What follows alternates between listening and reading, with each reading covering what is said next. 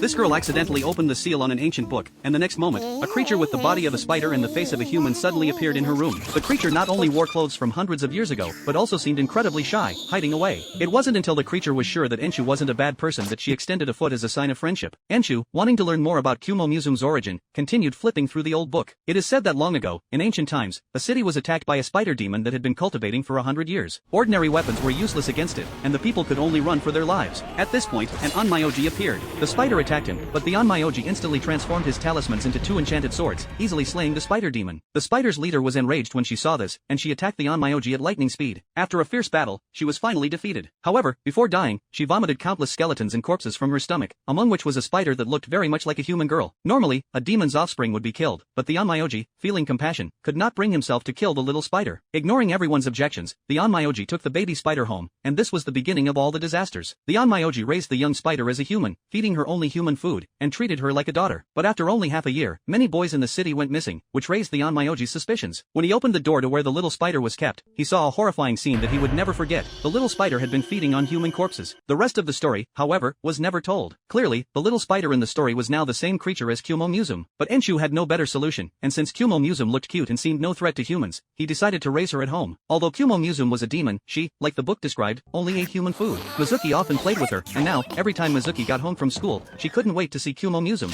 However, Kumo Musume grew at an astonishing rate. Soon, she started spinning webs and building a nest. If this continued, Enshu's bookstore would turn into a spider's lair. So, he decided to seek help from an expert. But that night, something strange happened. Kumo Musume, staring at the giant full moon, suddenly spoke. She started calling for her mother. Enshu, hearing this, was shocked. Then, Kumo Musume started crying. What was even stranger was that when Kumo Musume turned around, Enshu could have sworn he saw a beautiful girl. He seemed to lose his soul and walked toward her. Fortunately, Mizuki called out to him in time, snapping Enshu back to reality, and he saw Kumo Musume for what she really was. The next day, the two of them visited a store that specialized in ancient books. The owner seemed very familiar with the book, and he pulled out a map, telling them that they should just take Kumo Musume back there. Before they left, the owner kept Mizuki behind for a private conversation, and they didn't know what was discussed. Following the route described on the map, Enshu and Mizuki struggled up mountains and traveled through several towns by tram until they reached a place with no signal. What Mizuki saw was a long-abandoned village. At this point, Kumo Musume ran out of the box, looking incredibly happy. Mizuki glanced at Enshu's back, remembering the story of Kumo Musume eating humans. She told herself not to think like that, but now they were here, and she had no choice but to follow Enshu. The village was in ruins. Apart from the flowers, plants, and trees, there was no sign of life. From the state of the decaying wood, Mizuki could tell that no one had lived there for at least 100 years. Eventually, they reached the largest house at the end of the village. As Enshu bent down, Mizuki noticed something strange in his eyes. She hurriedly tried to speak, but before she could, Kumo Musume ran into the house, with Enshu following right behind. Now, Mizuki was left behind, her view blocked by spider webs. Looking at the webs in her hands, Mizuki realized how dangerous this place was. At that moment, Enshu seemed to have completely lost his mind, walking